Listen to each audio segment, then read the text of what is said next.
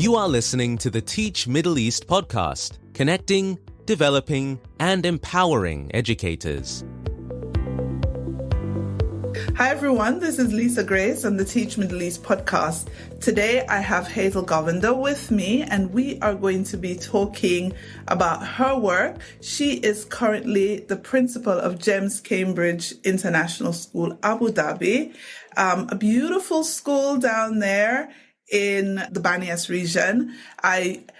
Little fun fact, guys, I nearly put my kids with her. That's how much I admire her. But they rebelled and wanted to go to another school. And, you know, kids rule nowadays, I guess. Either that or I'm not very strong at parenting, but they opted out. But I'm delighted to have Hazel. We met, she spoke at the Middle East School Leadership Conference recently. Her story is powerful. She's powerful. And we want to get to know her. So welcome, Hazel. Thank you, Lisa. I'm really, really excited to be here today, and I've been looking forward to it.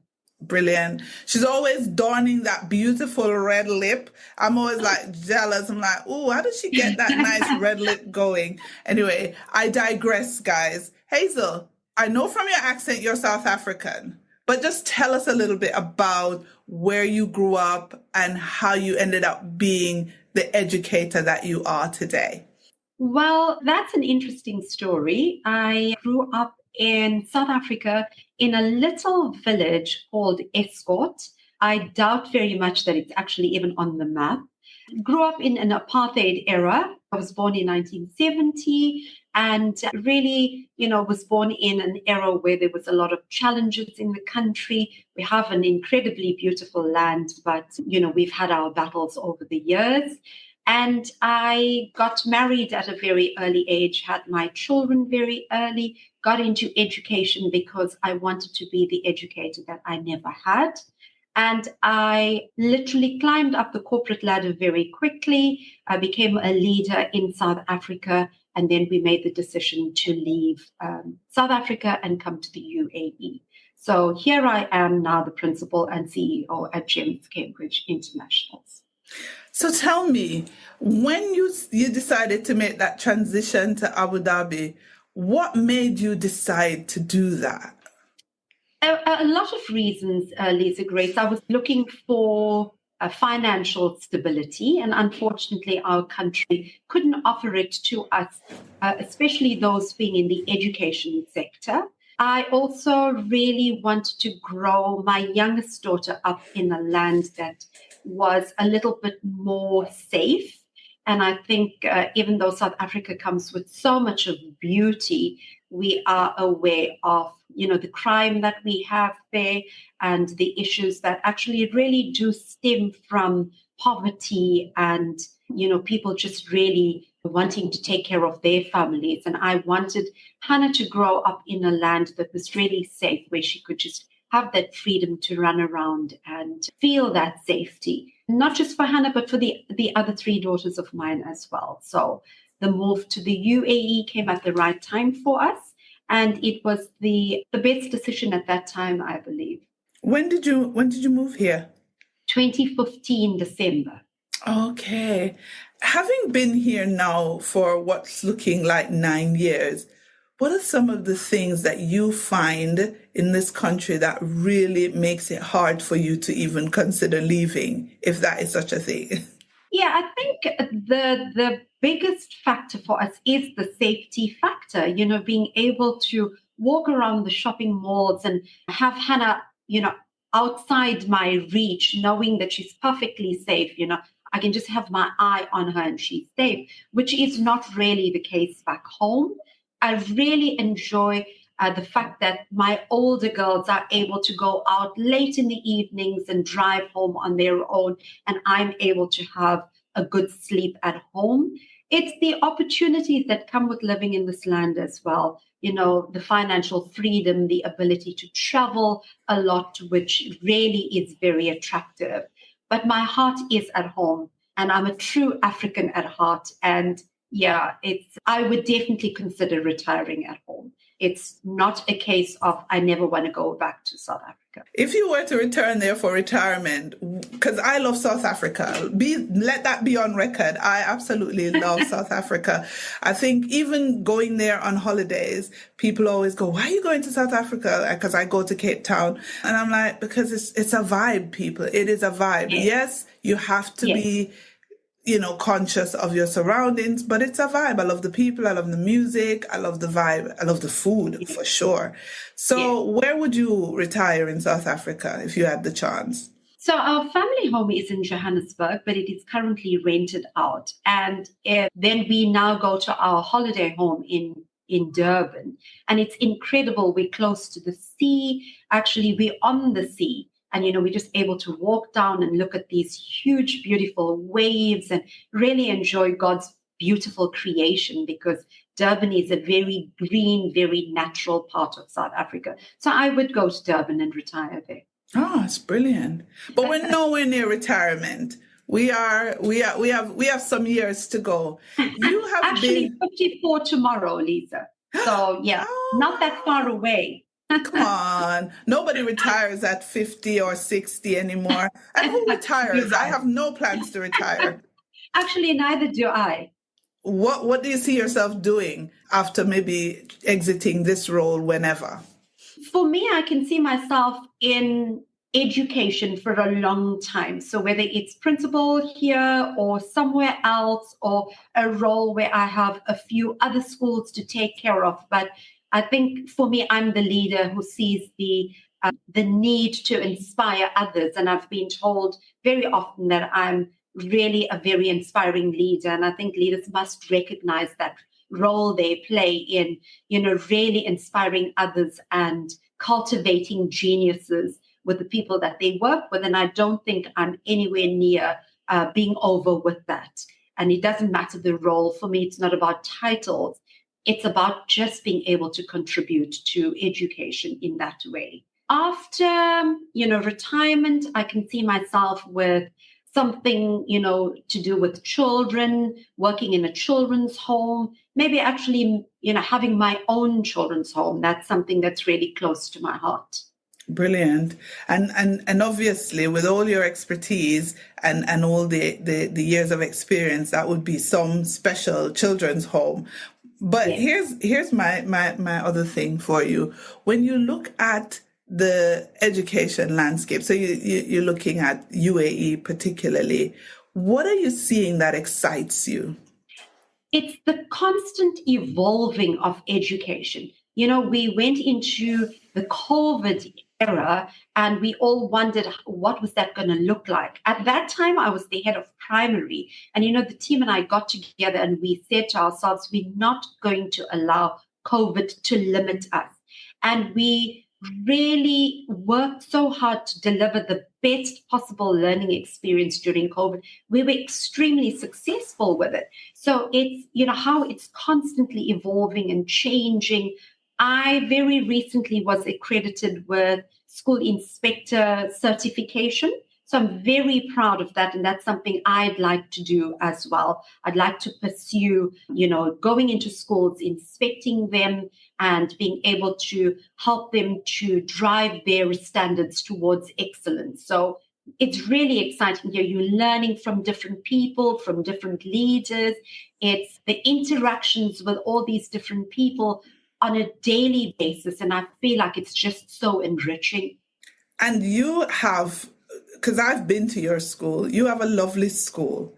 So I'm going to use this part of the pod to give you a chance to let our listeners know about GEMS Cambridge International Abu Dhabi. My nephew attended there. He recently migrated. But what would you say makes your school special? Without a shadow of doubt, it's the family feel. And it's people in the school, all stakeholders that feel that. It's every visitor that walks through our doors. We've had a lot of people just walk in and say, you've got such a beautiful family feel. Everybody's smiling. There looks like genuine happiness flowing through your school. And it's because I lead with empathy. And that's the expectation of all my leaders. You lead with kindness, you lead with empathy. We've got just, little, small, random acts of kindness throughout the day that makes everybody feel like we're a family. We look forward to coming here. And that's what makes us special. The group of educators that we have here are super passionate about what they do. It's not just a job that we come to every day. It's just our family that we come to every day. We've got a specific vision. We know exactly why we're here. We know our purpose, and we're just constantly working towards ensuring that our vision is actualized daily. So CIA is an incredibly special place because of the people that work here. Yeah, my nephew went there for probably the whole of his school from KG right the way up, and he loved it. So it's not, sometimes you hear about a school from the principal and it's all nice and rosy, but I know firsthand that my nephew really loved being there and enjoyed his time immensely. What are you guys working on? What are the areas for improvement that you guys are honing in on? Because we're ending the academic year. By the time this podcast comes out, it will be June, and the academic year would be winding down. So then people have started to look at where they're going for the new academic year, 24-25. What is GEMS Cambridge International looking at as a work in progress that they want to achieve? Absolutely. I think what we're trying to achieve here is so the chairman of GEMS has recently launched a new movement called the Family First Movement. And for us, that's something we believe we've always had within our school walls. We really, really want to drive that as our unique selling point, or one of our unique selling points. We want our families to feel like they are genuinely cared for, that we do care about our families. So the Family First Movement, we're really passionate about it. We're really driving it. We want to continue with staff development. I think in this ever-changing landscape, staff come in, we develop, we invest in them a lot, and they move along, especially recently with the competitors and the packages they're offering. So CIA is really focusing on investing in our people, making sure that they feel valued. We're looking at succession planning on all levels. We are now moving into another inspection year. So we've got Vertical inspection in the new year. We've got our BSO reaccreditation. We've got our HPL reaccreditation, because we are a world-class school, and we've recently reaccredited for 4 of our Optimus Awards. So we are one of 2 schools in the world to have all 6 Optimus Awards. We're very excited about that. So I think for us, it's really keeping that momentum and just going, through it, ensuring that the promise that we make to our parents to deliver world-class education is exactly what we're doing. Yeah, brilliant. It's lovely to hear sort of like what's coming up for the schools and, what people are working on. Progress is what brings, that joy. If you're making progress, if you're working towards, everything can't be perfect, and it won't be. Staff will go, people will move. I mean, just next door to you in Masdar will be another massive GEMS school founders. I was speaking to Albi on the podcast recently about what's going on there. So, to have this kind of movement and shift in the market means that you as a school will have to hone your legacy. Last year at the Middle East School Leadership Conference, we spoke about empathy. Next year's theme is going to be about leading forward and building a legacy. What would you want your legacy to be as a school leader when you eventually leave that role? I really would like my legacy to be that of empathy and kindness. And I think that's a lot of what the staff tell me. They tell me that the kindness and the empathy that they see at school really has stemmed from me. That is my passion. That is what I'm about. That's who I am. I'm about humility. I'm about, empathy. I see the people that I work with as human beings before anything else. And I feel like kindness is the solution to so much. Empathy, just listening to people, genuinely caring about people. It's those connections and the relationships that we need to build. And I believe that that is what is going to be our legacy, or I'd like to see that, which is my legacy, continue in the school even long after I have left CIA. And I see that with the leaders, my plans for succession at CIA, I see that genuinely built within them and the way they lead their teams. Yeah. One of the things as we focus on leading forward is to look at how schools are developing the next set of leaders, that level of business, if you like, continuity, that should you step aside, suddenly there is somebody who is right there ready because they have been prepared. How can schools do that effectively, you think? For me, I have to tell you, it actually starts during the recruitment process. So we've got a very robust recruitment process. And when I interview, even for a class teacher, I am literally looking at the next leader at CIA. So we're looking for people who exhibit those qualities of leadership, true leadership. We are looking for people who are going to be able to bring to our culture what we're looking for. So it starts with recruitment, and then it's investing in the people that you have. For me, I don't think there's anything more empowering for a leader than to promote from within. And I'm one of those success stories at CIA because I started in 2016 as a year 6 educator.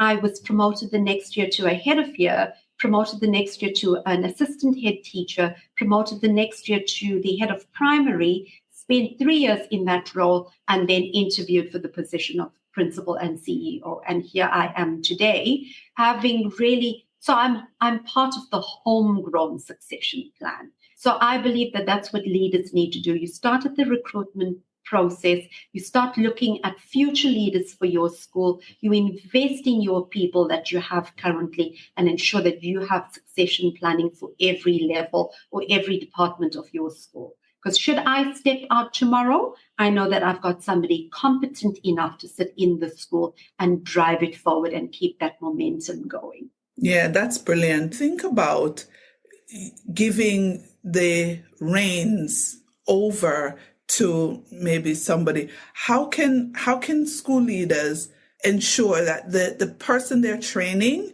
gets enough time to try their hand, if you like, at running things? How can they manage that? I think it's about trusting that person and delegating. So I don't lay down the law. I don't tell people what to do.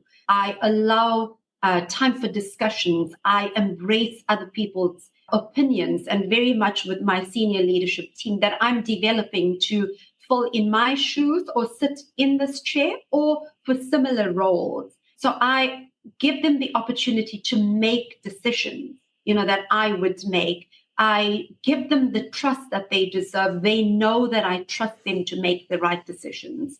I'm able to, head off for a meeting very comfortably, even if it's for half the day or for the day, knowing that there are people here who are going to make the right decisions and they know what to do. So it's trusting those people that you have within your team to know that they are capable, allowing them to make mistakes and learn from those mistakes. So I really believe that you've got to have that trust, that transparency, and just allow them, just give them the opportunity to make those decisions. And that just prepares them for roles like this. Yeah, as you were talking, I wanted to just ask, where does failure come into all of that? Because when you delegate and when you trust, inevitably there will be some amount of failure. What happens then? When there's failure, you've got to ensure that you learn from failure, because I don't know if you can really fail, or is that an opportunity for learning? Is that a growth opportunity? So it's the way we see it, don't we? Isn't it? And is that failure, or is there's an opportunity to learn from that situation or that circumstance. So the relationship we have as a team here is one of complete transparency and trust. And if someone feels like they made a wrong call, the first person they'd speak to is Hazel. And they'd say to me, I think I made the wrong call. And I'd say, and what's the impact of that wrong call? What do you do now? How do you suggest you move forward? And they were able to reflect and learn from that particular situation. Yeah. That's actually good. Okay, enough of the school stuff. I think you're doing a brilliant job on that front. But we want to know, Hazel. Hazel, what are you doing when you're not at school, when you're not in your role? What do you get up to? What's fun for you? What's enjoyable? What do you do to relax? The thing that is most enjoyable for me is spending time with my family. I'm very into family. I spend all my free time with my daughters, with my husband. My vision of happiness is sitting around that dining room table, whether it's over breakfast, over lunch, or over dinner.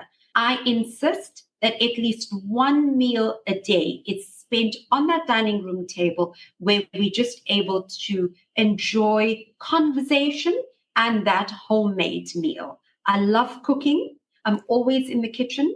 I don't like takeout. I'm always cooking healthy meals for my family. They absolutely love it. And that is me cooking in the kitchen with the music playing in the background. I love a lot of the 80s music. I was born in 1970, so the 80s music is something that I absolutely love. And I spend a lot of time praying. I really, it's my faith that holds me together and keeps me grounded. I'm always praying for my children and for my husband, for myself, for my school, for the country, for the world. That's pretty much who I am. Yeah, what are you cooking? Because you sound kind of like me. I love to be in the kitchen cooking. I'm not the best cook in the world, to be honest, but I like to cook a little bit. What do you cook? What's your favorite go-to? Absolutely everything and anything. I love South African dishes. I do cottage pies. We love having braais. We don't call it barbecues. We call it braais. I can do curries. We do roasts, pastas, all sorts of things. You just name it. I'm quite versatile. Is it? Yeah. You're enticing me. You're in Abu Dhabi and you're enticing me. Be careful. You're going to have to come over. I will show up. My cooking. You do that.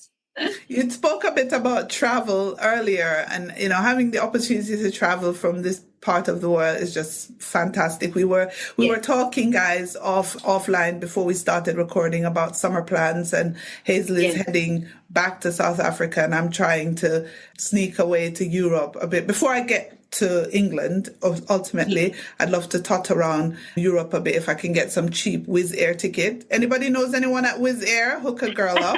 Where do you find that you enjoy going to other than South Africa, or a place that you've been to that you think, I would recommend going there to others? For me, one of the highlights of my travel was the Serengeti. It was literally a piece of heaven.